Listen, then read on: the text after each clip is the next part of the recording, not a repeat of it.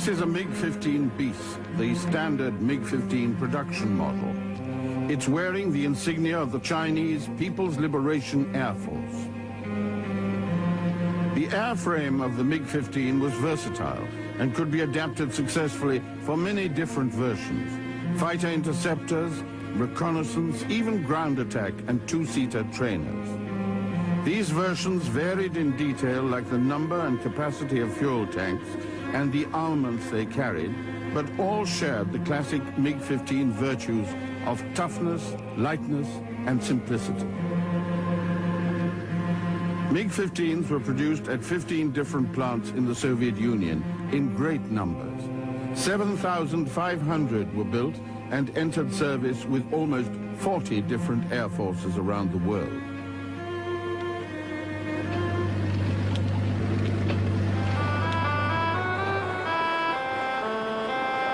This is the Republic of Armenia, situated in the south of what used to be the Soviet Union. It's an area of mountains, valleys, and small villages.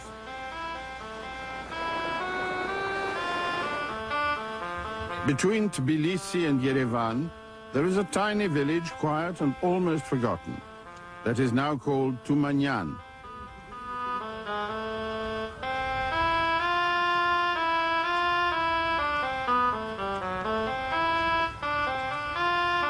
In 1905, it was the home of the family of Ovanes Mikoyan, a carpenter who worked for a French-owned copper mining company and lived in this small cottage.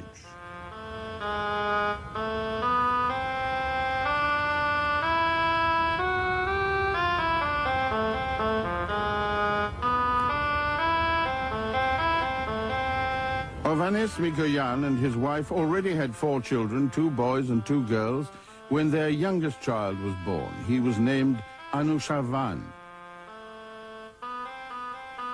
In 1918, he saw his first aircraft. He said, "It was then that I decided to be an aviator."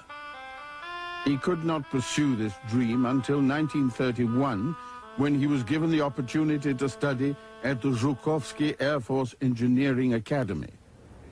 Within just 4 years of his graduation, he was appointed head of the new MiG Design Bureau, a rise that may well have been impossible without the influence of his older brother, who was a leading member of the Communist Politburo and a close associate of both Stalin and Khrushchev.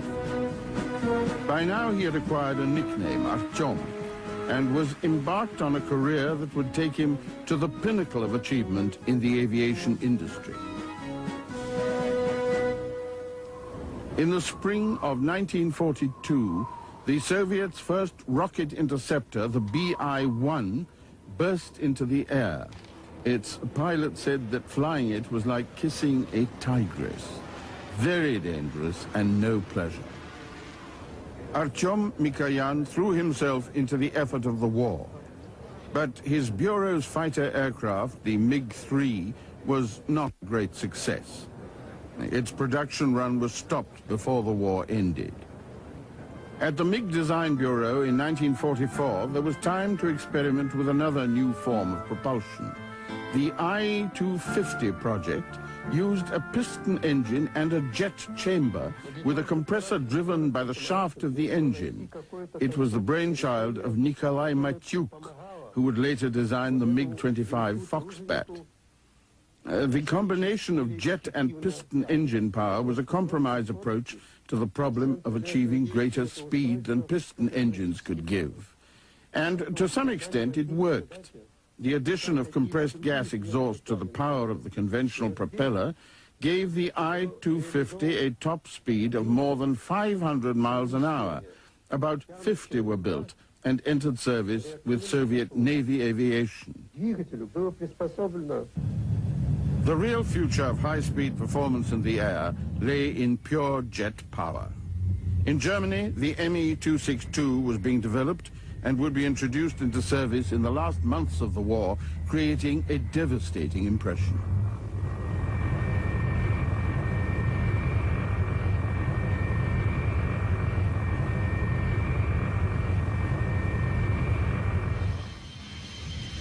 In England, Frank Whittle was developing his Gloucester-Whittle E-2839, which would lead in turn to the development of Britain's first jet fighter to enter service, the Gloucester Meteor.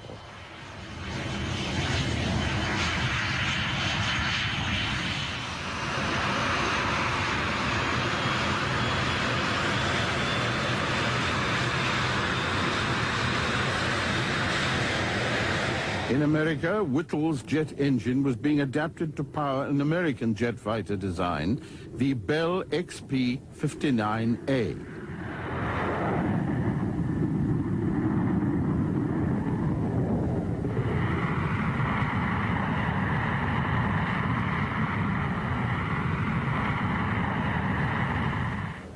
At the MiG Design Bureau, it was becoming clear that conventional piston-engined aircraft shapes may not be suitable for jet power.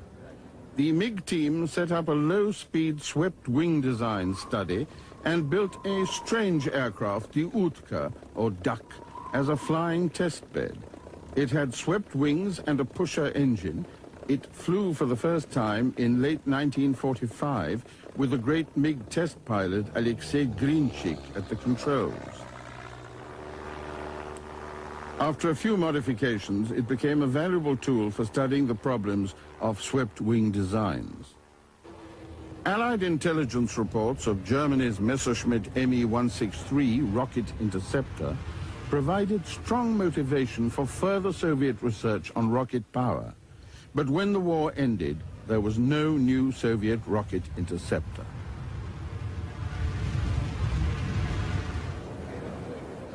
In 1946, the MiG Bureau developed a rocket-powered design called the I-270.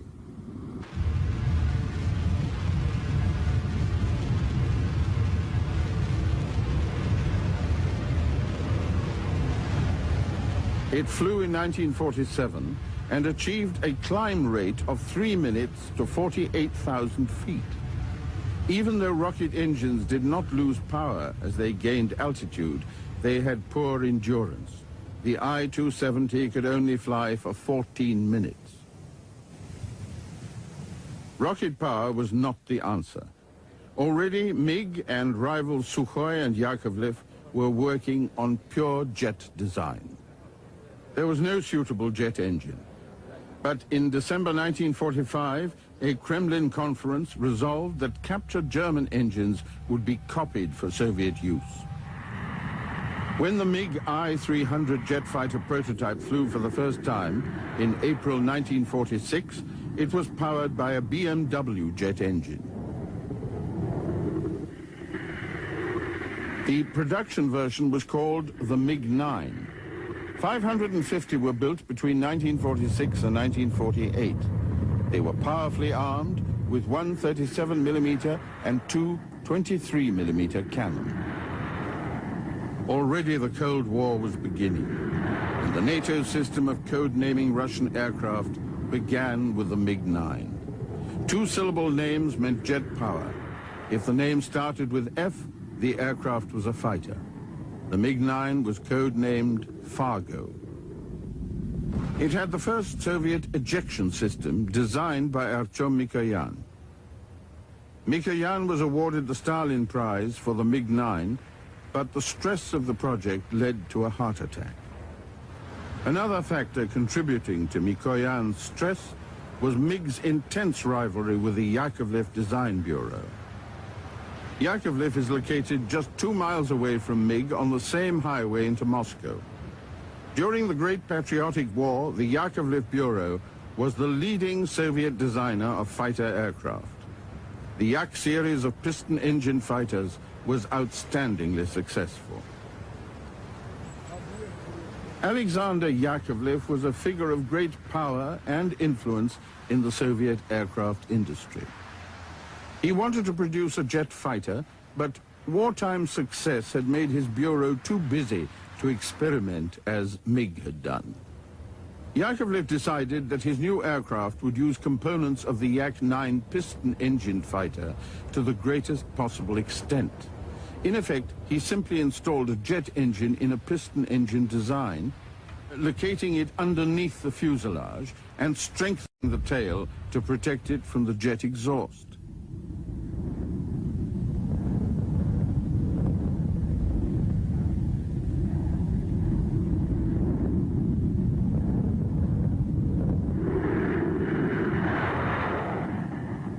The Yak-15 had a tail wheel, which was quickly found to be unsuitable with a jet exhaust. When the Yak-17 appeared, it had tricycle landing gear with the nose wheel housed in a bulge under the forward fuselage. In post-war Moscow, the air shows at Tushino Airport were a great attraction for the Moscow public. Here they had the opportunity to see new Soviet aircraft for the first time. Joseph Stalin's son, General Vasily Stalin, was commander of the Air Force of the Moscow Military District. He organized these spectaculars at which the new jet aircraft MiG-9s and Yak-15s appeared. Until 1947, severe restrictions were placed on pilots of jet aircraft. They could only fly straight and level and perform the mildest maneuvers. But as more familiarity with jets developed, these restrictions were lifted. Pilots were able to explore the potential of the new planes and enjoy the challenge of flying them.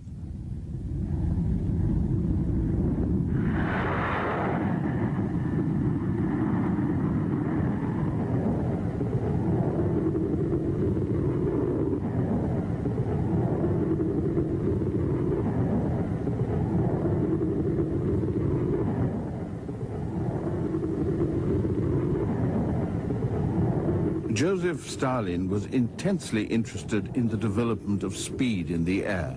He ordered detailed reports on the performance of each new jet prototype. The introduction of Soviet jet fighters into service opened up a new world for Soviet aviation. It was a challenge for pilots, certainly, but a vast range of new problems: fuel consumption, engine wear, armament, and high-speed stability affected the whole of the industry. The large design collectives, scientific institutes and groups manufacturing aircraft engines and armaments were well placed to respond to the severe challenges of this revolution in power in the air.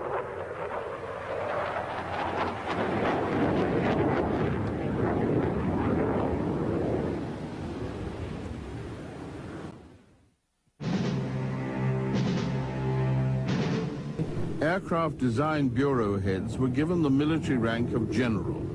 When they appeared on official occasions, they wore dress uniform and displayed their honors. Rivalry was intense, but in the late 1940s, with the Cold War gathering momentum, all these brilliant and powerful men shared a common goal. They were dedicated to the search for higher and higher speeds.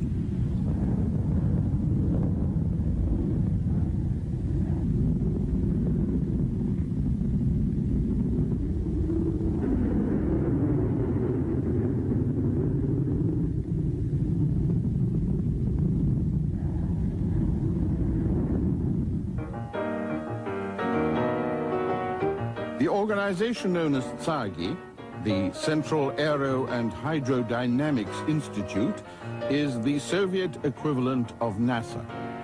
From the early months of World War II, the T-106 wind tunnel at TSAGI was operating at close to the speed of sound.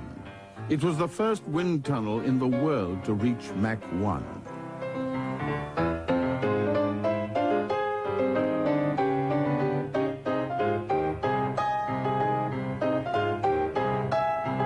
Approaching Mach 1, the drag of a straight wing increases rapidly.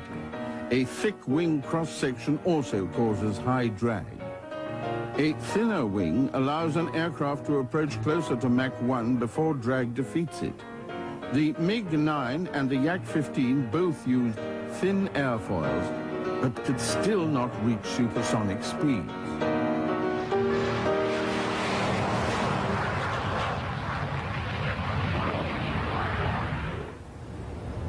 The real breakthrough in attempting to approach and exceed the speed of sound was the development of the swept wing. Sweeping the wings back divides airflow. One stream runs across the wing and another parallel to the wing's leading edge. The reduced drag of a swept wing allows speed closer to the speed of sound and opens up the way to exceeding it. But Soviet jet engines were not reliable or powerful enough to reach these speeds. In 1946, Artyom Mikoyan and engine designer Vladimir Klimov visited Rolls-Royce in England. They were successful in negotiating to buy 25 Rolls-Royce Nene and 30 Rolls-Royce Derwent jet engines, which were at that time the state-of-the-art in jet engine development. When they were shipped to Russia, they were copied, and a major production program was established, building them as the Soviet RD-45 and RD-500. But no license was negotiated with Rolls-Royce to produce the engines, and therefore Rolls-Royce gave no technical support.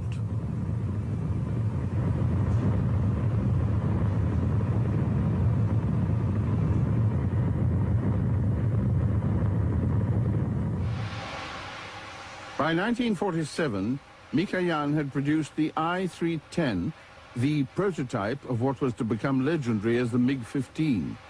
Even before the test program was finished, the Kremlin decided to start full-scale production. The new aircraft was very different from the MiG-9. It had a tubular fuselage with the engine mounted inside. The jet exhaust nozzle was at the rear of the tube, so exhaust gases did not come into contact with any part of the fuselage. The heavy-duty landing gear retracted into the wing, and the skin was aluminium.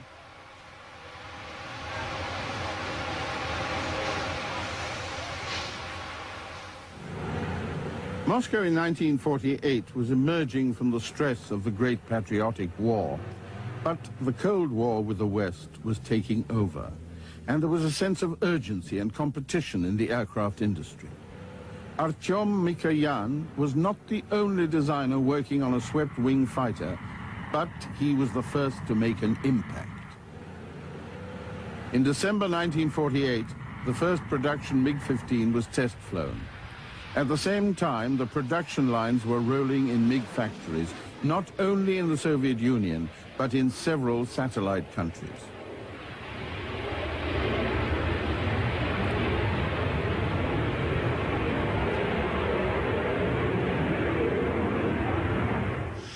There was one constant characteristic of the MiG-15. It was tough and could withstand heavy punishment without breaking.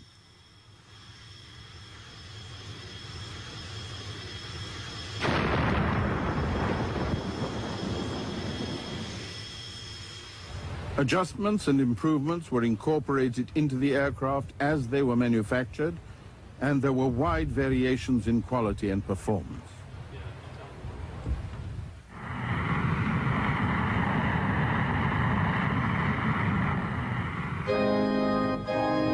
It was a time of industrial expansion. Hard labor convicts and prisoners from labor camps dug the Great Canal between the Volga and Dnieper rivers. Nuclear power stations were being established.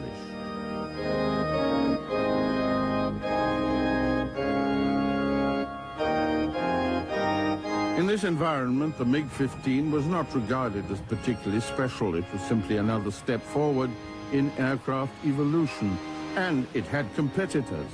MiG's traditional rival Yakovlev flew their Yak-30 in September 1948. It was unsatisfactory and quickly disappeared from the race.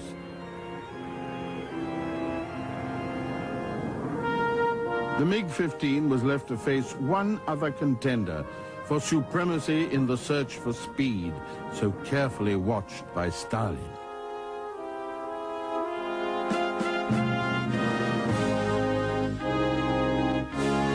Mikoyan's competitor was the successful World War II fighter design bureau, Lavochkin. Their LA-15 was lighter than the MiG and handled better, but its construction was more complex and labor-intensive, needing greater manufacturing skill. The MiG-15 began to arrive in operational squadrons in January 1949. For about a year and a half, the LA-15 was also manufactured, and put into service, and the two were evaluated side by side.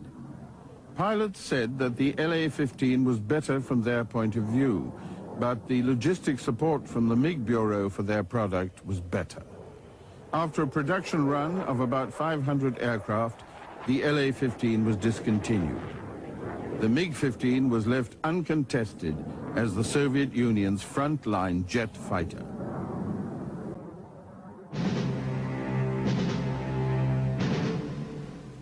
This is the North American XP-86.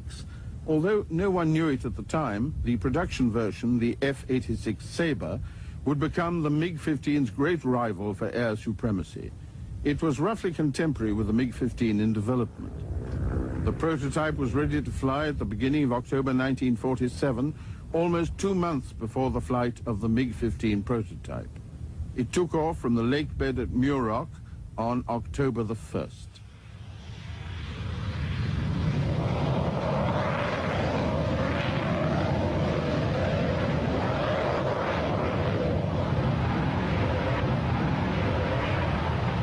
It was similar to the MiG-15 in layout, with the engine installed in the fuselage and wings swept at an angle of 35 degrees.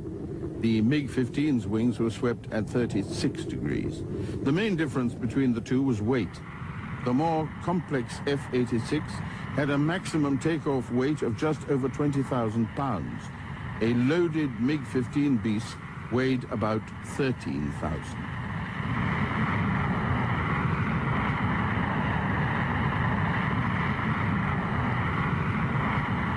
From the beginning, the F-86 was an impressive aircraft. It was fast, and before the end of 1947 exceeded the speed of sound in a dive. Pilot vision was excellent, and so was the aircraft's handling. But this was a test program. The Sabre's qualities were soon to be tried in combat. In June 1950, North Korean troops invaded South Korea, and America entered a war that quickly escalated into a major conflict.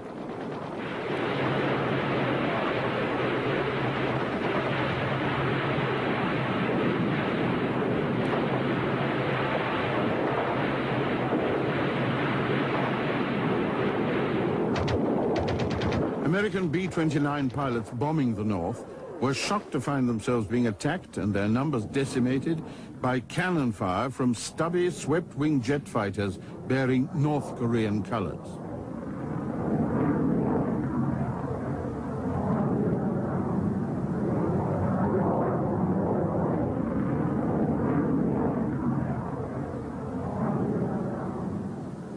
The F-86 was called to Korea to counter the success of the MiGs, and one of the classic air battles of all time began. By then, the F-86 had been in service for over a year. Like the MiG-15, it had been through a number of modifications and improvements as a result of experience with early models.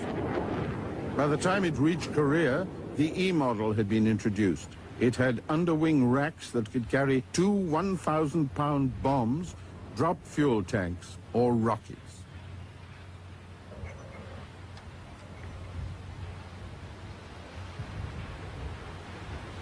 It had been fitted with a new General Electric engine, producing 5,200 pounds of thrust.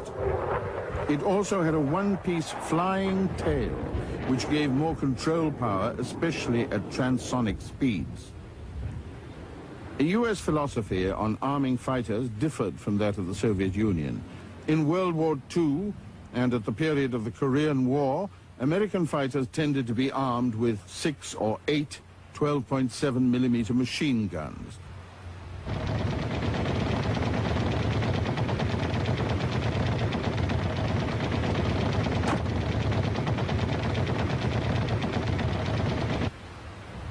The machine guns were easy to aim because tracer ammunition allowed the pilot to adjust to the target, but their firepower was limited, and the pilot needed time on the target to register enough hits to bring the enemy down.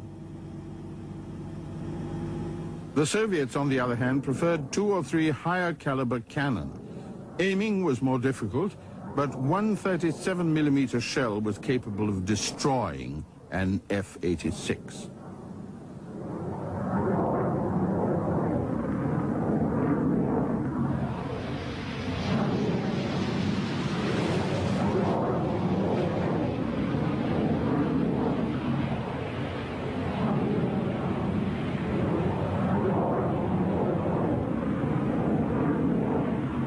The first encounter between American jet aircraft and MiG-15s had already occurred. On November the 8th, 1950, an F-80C shot down a Chinese MiG-15. It was an unusual victory. MiGs could usually escape from F-80s because they could climb much faster, but the American pilot was able to catch one in a dive. The F-86 was a major advance on the F-80. Whether or not it was better than the MiG was still to be discovered.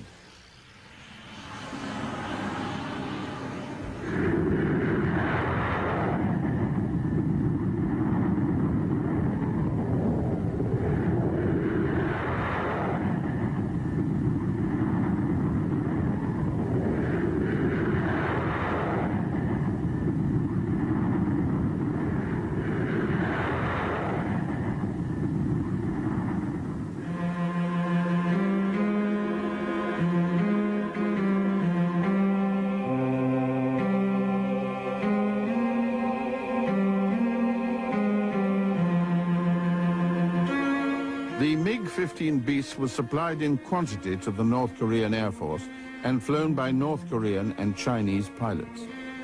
It has only recently been admitted, though, that the Soviet Union was also directly involved in the war.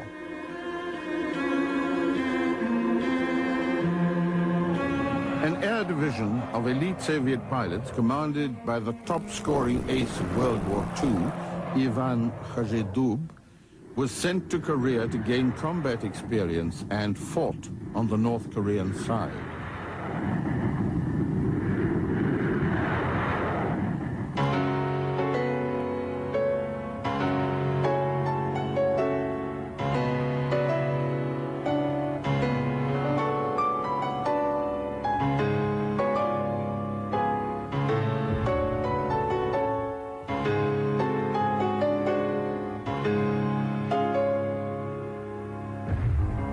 U.S. authorities, discussing the comparison between the performance of the MiG and the Sabre in Korea, claim kill ratios of about 8-to-1 in favor of the F-86. This is an overall figure, covering Chinese, North Korean, and Soviet pilots. But the Soviet perspective is a little different. Soviet authorities make the point that Chinese and North Korean pilots flying the MiG-15 had two major problems. The first was that they were not well enough physically conditioned to take advantage of the maneuverability and high G loads of the MiGs in combat. And the second was that the Chinese language did not adapt well to combat commands. And in the early 50s, soon after the establishment of the People's Republic of China, there were no standard combat procedures translated into Chinese.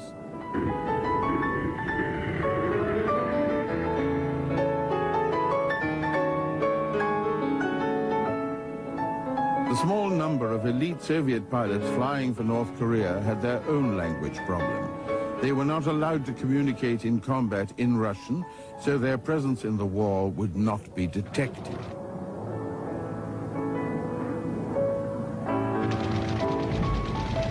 When the performance of the Soviet pilot against the American F-86 is considered in isolation, Russian authorities claim a 2-to-1 kill ratio in favor of the MiGs.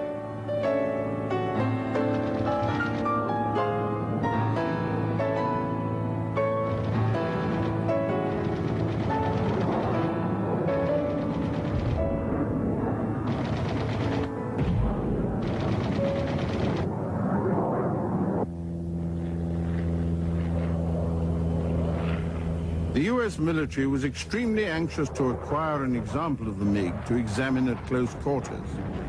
The British Royal Navy recovered the wreckage of an early model from 20 feet of water off the Korean coast.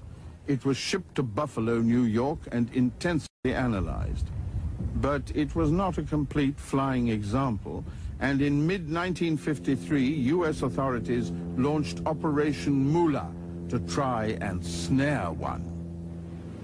They dropped thousands of leaflets over North Korean territory, offering $100,000 to any pilot who would fly to South Korea and turn his MiG-15 over to the Americans. On September the 21st, after the war had come to an end, Lieutenant Roh Kun-suk landed this MiG-15 beast at Kimpo Airfield in South Korea to claim the reward. It was impounded, partially disassembled, and flown to Okinawa for a thorough flight testing program. Under the terms of the armistice, it was offered to its rightful owners, but no one came forward to claim it.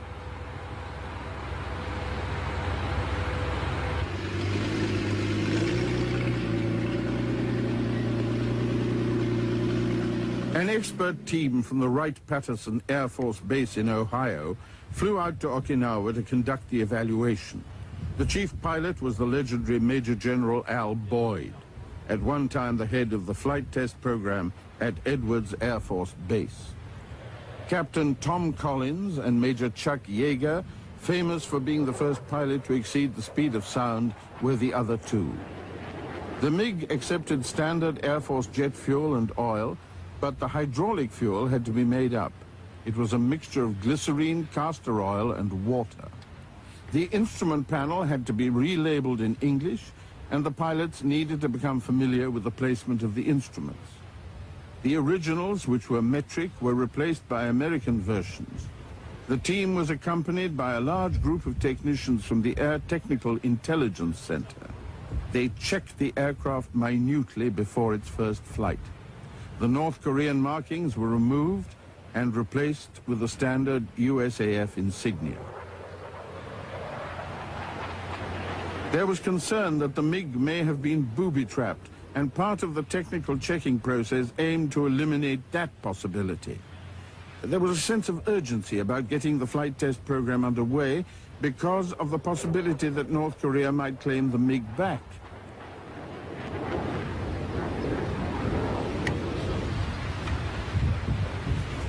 A special adapter plug was made up to connect a standard U.S. Air Force starting unit to the MiG's engine. A couple of additions to the MiG's equipment were made for the purpose of the test. An accelerometer, not standard on the MiG, was added, and so was an external air temperature gauge. Preliminary taxi tests came first, and the braking system was checked thoroughly. The MiG-15 did not have a steerable nose wheel, and the pilot turned it during taxi by using differential braking of the main wheels. The brakes were operated pneumatically, and the system was fed from a compressed air bottle. There was no compressor, so the bottle could run out if the pilot wasn't careful, leaving the aircraft with no brakes. The compressed air bottle was also the source of emergency power for the flaps and landing gear.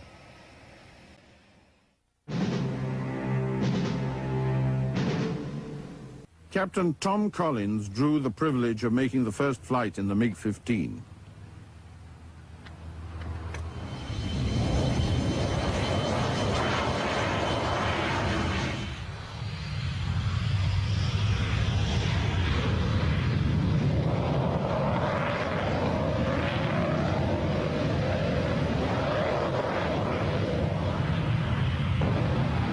On takeoff, the MiG easily outdistanced its two F-86 chase planes, demonstrating the effect of its lower weight and thrust loading. It also climbed much faster.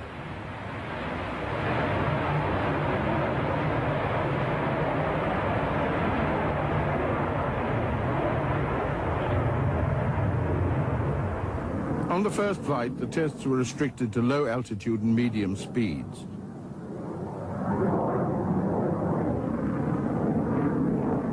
Behavior during landing was analyzed. Landing characteristics were found to be straightforward and fairly comparable to the Lockheed Shooting Star.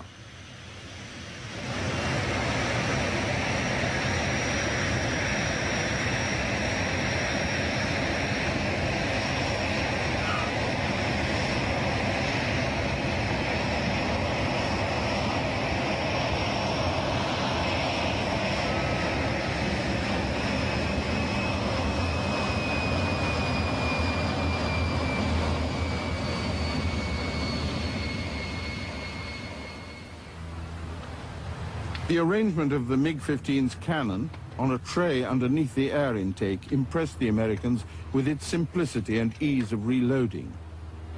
The package held both guns and ammunition, and a new one could be fitted and positioned accurately by one person.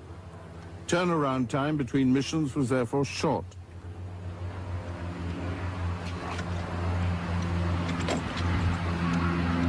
The MiG came fully combat ready, loaded with ammunition, so controlled weapon tests were possible.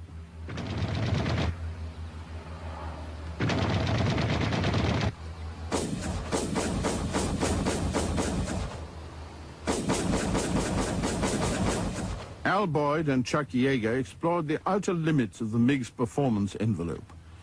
They put it through a series of dives from high altitude. At speeds above Mach 0.92, the aircraft became uncontrollable and could only be pulled out when lower altitudes and denser air were reached. What the Americans didn't know at the time was that the MiG's flight manual restricted speed to Mach 0.92. On later versions, an automatic air brake was released when speed reached Mach 0.91. As the tests continued, the comparative performance of the MiG-15 and the F-86 became clear. There was no doubt that the Sabre had higher top speed, but the MiG had lower weight and thrust loading. It could therefore climb much faster and reach higher altitudes. The MiG could reach 45,000 feet, 4 minutes faster than the Sabre. It had a ceiling of 55,000 feet compared with the Sabre's limit of 51. The Sabre's higher speed was neutralized to some extent because most operational combat took place at about Mach 0.7. In those days, the thrust ratio of all fighter aircraft was low by today's standards. Because of this, speed dropped off quickly in aerial combat. Not until the F-100 and the MiG-19 came along did the issue of transonic performance become really important. The American pilots also complained that the MiG's control system needed constant attention and the heating and cooling system of the cockpit were almost ineffective, causing loss of pilot efficiency at extremes of heat and cold. Russian pilots find both these points difficult to understand. In Russian, the popular name for the MiG-15 is Samolyot Soldat, a soldier's aircraft, because of its friendly handling qualities. Russian pilots have to operate in wide climatic extremes, and designers pay close attention to the efficiency of environmental control.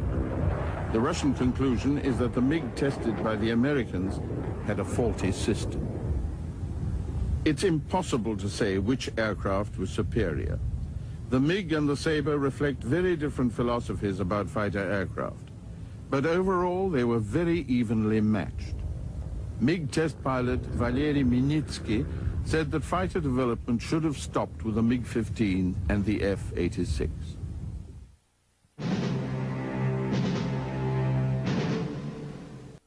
The MiG-15 was followed by the MiG-17. It was not a successor in a true sense, because both aircraft remained in service together for many years.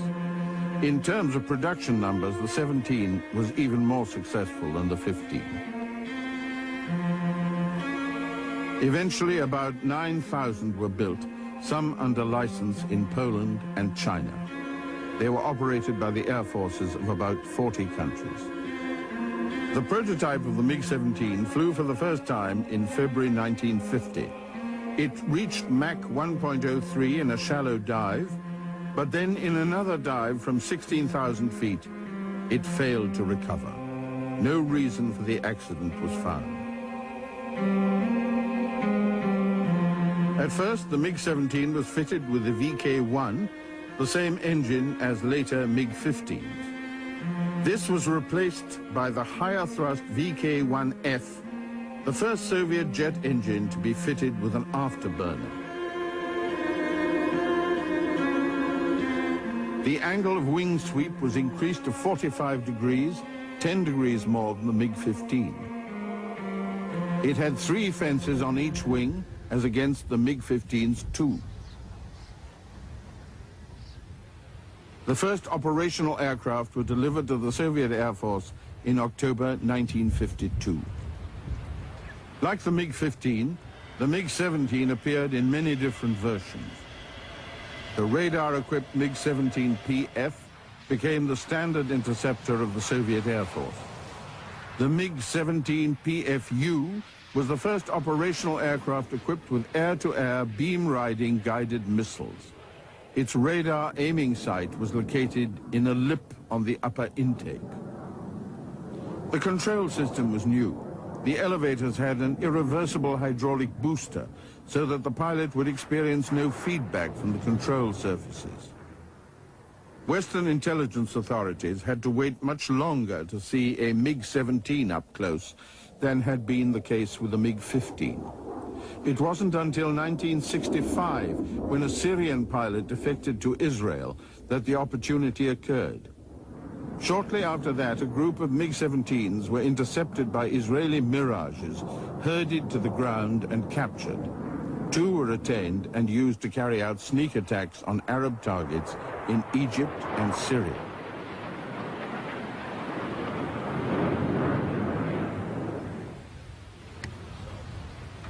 In recent years, MiG-17s have begun to appear in even greater numbers as sports aircraft in Western countries, particularly the USA and Great Britain. This one flies out of Burlington, Vermont, and appears regularly at air shows on the east coast of the US. It's been stripped down and restored and given paintwork with a gloss never seen on service aircraft.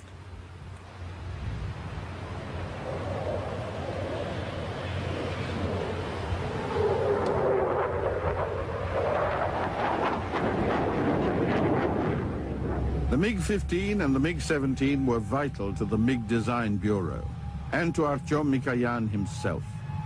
They were major successes for MiG and established new principles of mass production and transonic design. Their success also brought the means to explore new design approaches and the motivation to develop new techniques. They opened the way to a future that would radically change the design of fighter aircraft around the world.